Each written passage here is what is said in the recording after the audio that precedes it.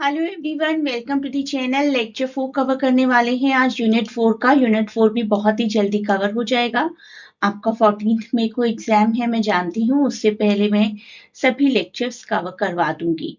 Changes in status of women after revolution, this is today's topic. There is a dedicated channel also for all the CBCS and NEP students of English Honors Delhi University, जहाँ पर आपको exams के आसपास काफ़ी tips मिलती रहती हैं, videos के अपडेट्स मिलते रहते हैं और बहुत सी इंपॉर्टेंट इंफॉर्मेशन जो कि आपके एग्जाम्स में काम आएंगी। तो इस ग्रुप को भी ज़रूर ज्वाइन करिए। इसका लिंक भी मैं आपको डिस्क्रिप्शन में प्रोवाइड कर दूंगी। चैनल को लाइक, शेयर, सब्सक्राइब ज़रूर करिए। अब बात करते हैं पीडीएफ्स की, जिसके थ्रू आप बहुत अच्छी प्रिपरेशन कर सकते हैं। पीडीएफ चैनल अगर आप ज्वाइन करते हैं तो आपको प्रॉपरली सभी टॉपिक्स बहुत ही सिंप्लीफाइड लैंग्वेज में मिलेंगे। थोड़ा सा टफ और थोड़ा सा लेंदी, थोड़ा सा वास्ट सब्जेक्ट है ये। इसकी प्रिपरेशन बहुत ही थरो होना बहुत जरूरी है। साथ ही साथ मैं आपको पीडीएफ चैनल पर इम्पोर्टेंट क्वेश्चंस भी करवाऊंगी, तो आपकी 3 लेयर्स प्रिपरेशन हो जाएगी अब बहुत ही आराम से, बहुत ही प्यार से। तो फर्स्ट लेयर क्या रहेगी? ये वीडियोस। सेकंड लेयर रहेगी इम्पोर्टेंट टॉपिक्स फ्रॉम पीडीएफ और थर्ड लेयर रहेगी important questions on this channel. तो इस तरीके से आपकी प्रिपरेशन हो जाएगी। सेल्फ प्रिपरेशन आप अपने आप में अपने टाइम के हिसाब से प्रिपेयर कर सकते हैं खुद को। मॉडर्न यूरोपियन ड्रामा के लिए ऑलरेडी पीडीएफ अवेलेबल है और लिटरेचर एंड डिसेबिलिटी के लिए भी। जिसने भी ये तीनों पीडीएफ्स ऑप्ट की हैं, लिटरेचर एंड डिसेबिलिटी की, मॉडर्न यूरोपियन ड्रामा की और जेंडर की, काफी अच्छे फीडबैक्स आ रहे हैं और सबकी प्रिपरेशन बहुत अच्छी चल रही है। आप भी ज्वाइन कर सकते हैं, आपकी भी प्रिपरेशन बहुत स्मूथ हो सकती है। तो आज का हमारा topic changes in the status of women after revolution. Russian revolution की बात कर रहे हैं हम।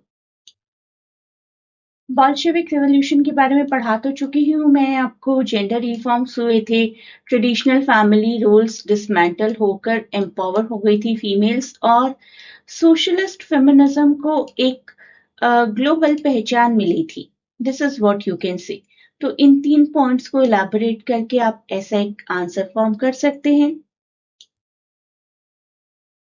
अब बात करते हैं कुछ ऐसे लीगल रिफॉर्म्स की, ऐसे लॉज की जिन्होंने फीमेल्स को एम्पावर कर दिया था। उनमें से सबसे पहला लॉ था डिवोर्स से रिलेटेड, जब डिवोर्स को लीगलाइज कर दिया गया। इजीली कोई मैरिज डिसोल्यूट हो सकती थी और अबॉर्शन कोई फीमेल अपने हिसाब से कर सकती थी, and Russia was the first country to do so. तो कह सकती हैं इसकी वजह से फीमेल्स की लाइफ में एक इंडिपेंडेंस, एक ऑटोनॉमी आ गई थी। अब देखते हैं और क्या क्या चेंजेस आए स्पेसिफिकली गवर्नमेंट की तरफ से। सपोर्ट सिस्टम गवर्नमेंट की तरफ से चेंज हो गया था फीमेल्स के लिए। स्टेट सर्विस ने डोमेस्टिक बर्डन्स को काफी हद तक आसान कर दिया था। कम्युनिटी चाइल्ड केयर सेंटर्स खोले जाने लगे थे। अगर कोई वर्किंग फीमेल है तो अपने बच्चों को वहां पर छोड़कर जा सकते हैं। कम्युनिटी किचन्स और लॉन्ड्रीज ये सब भी आ गए थे। जैसे आज की डेट में ये सभी सर्विसेज तो बहुत आसान है, उस टाइम ऐसा नहीं था। अगर कम्युनिटी लेवल पर तब शुरू किया गया था तो ये बहुत अच्छी बात है। इसका पर्पस क्या था कि फीमेल अगर वर्किंग है, पब्लिक लाइफ में, पॉलिटिकल लाइफ में जाना चाहती है तो इन बर्डन से आजाद रहे। She will not have to be worried कि किचन कैसे संभलेगा, लॉन्ड्री कैसे संभलेगी, बच्चे कैसे संभलेंगे। इनको संभालने के लिए कम्युनिटी सर्विसेज आ गई थी। अब बात करते हैं एक ग्रुप की जिसका नाम था जेनोडेल, जो कि एक विमेन डिपार्टमेंट था। यू कैन से कि पॉलिटिक्स का एक सेपरेट विमेन्स डिपार्टमेंट या एक सेपरेट विमेन्स कम्युनिस्ट पार्टी। इनकी भी बात करेंगे हम, जिन्होंने इसकी शुरुआत की थी अलेक्जेंड्रा कोलंटाई की। इस पार्टी में एडवोकेट किए जाते थे फीमेल के राइट्स, फीमेल्स की एजुकेशन, और कंजर्वेटिव पार्टी एलिमेंट्स जो थे ना, उन इशू से दूर रहा जाता था और उन्होंने रेजिस्ट भी किया इसको कि कैसे अलग से एक फीमेल्स की पार्टी बन सकती है। अगर फीमेल्स की पार्टी अलग होगी हमसे तो हम उन्हें डोमिनेट कैसे करेंगे, ये भी तो एक ट्रबल थी ना। तो फीमेल्स पार्टी में सिर्फ फीमेल्स ही हैं तो आपस में कोई डोमिनेशन नहीं होगा, मेल डोमिनेशन नहीं होगा।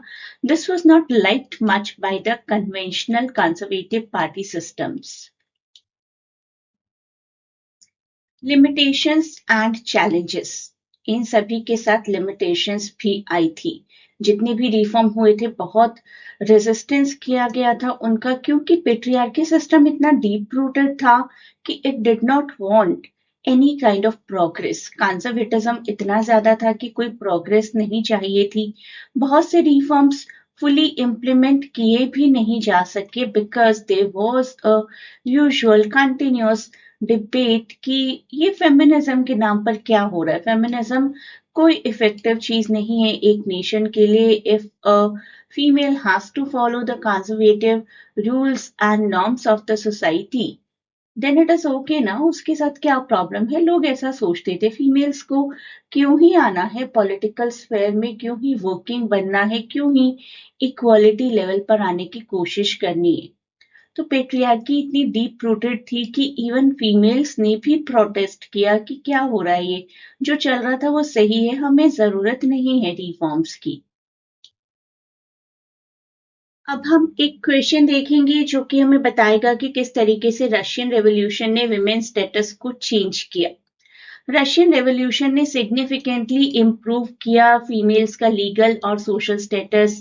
बॉल्शेविक गवर्नमेंट जो थी उन्होंने डिवोर्स और अबॉर्शन को लीगलाइज्ड कर दिया, फीमेल्स को और ऑटोनॉमी मिली। स्टेट ने चाइल्ड केयर कम्युनल सर्विसेज को सपोर्ट किया, एजुकेशन के लिए एनेबल किया, फीमेल्स को वर्कफोर्स ज्वाइन करने के लिए एनेबल किया। और सबसे बड़ी अचीवमेंट जेनोटिल, जिसकी शुरुआत की थी एलेक्जेंड्रा कोलेंटाइन ने। नाम आपको याद रखना है और नेक्स्ट वीडियो में मैं इन सभी फेमिनिस्ट्स की भी बात करूंगी।